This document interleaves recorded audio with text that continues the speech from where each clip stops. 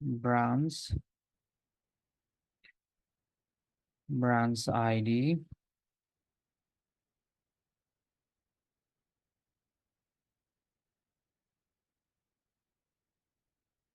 branch ID. Then I will set on delete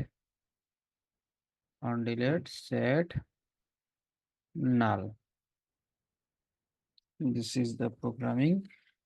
তো এখান থেকে আমাদেরকে বুঝতে হবে হচ্ছে অল্টার টেবল দিলাম, তার মানে অল্টার টেবল এমপ্লয়ি মানে এমপ্লয়ি টেবলটাতে আমি নতুন করে কাজ করতেছি, যে এমপ্লয়ি টেবলটা আমার ক্রিয়েট করা আছে।